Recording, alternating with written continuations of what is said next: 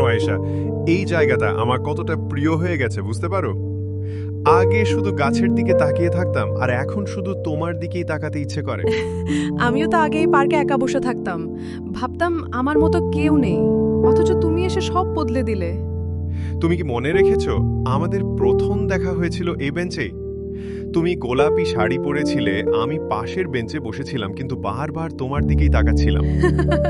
মনে আছে, আমি ভেবেছিলাম কে যেন বারবার তাকাচ্ছে, একটু ভয় পেয়েছিলাম। তোমার দিকে না তাকিয়ে উপায় ছিল না। তারপর যেদিন দ্বিতীয়বার তোমাকে এখানে দেখলাম, বুঝলাম এটা কাকতালীয় না। তুমি যখন প্রথম বললে তোমাকে দেখে ভালো লাগছে, আমি কিছুই বলিনি, কিন্তু জানো, মনের কোথাও যেন আলো জ্বলে উঠেছিল। ভালোবাসা এমনই, আস্তে আস্তে এসে মন ছুঁয়ে যায়, নিজের করে নেয়।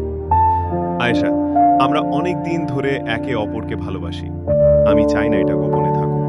আমি চাই সবাই জানুক তুমি আমার। তানভীর, আমার পরিবার কড়া, এখনো এসব বোঝে না, কিন্তু আমি বিশ্বাস করি একদিন তারা বুঝবে, শুধু একটু সময় দাও। আমি অপেক্ষা করব আয়েশা, যতদিন লাগে আমি তোমার পাশেই থাকব। তুমি যেমন ভাবে আমাকে বোঝো, কেউ কোনোদিন বোঝেনি।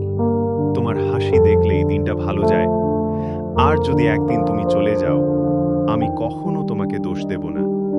আমি জানি তুমি আমায় ভালোবাসো। তুমি এসব বলো কেন?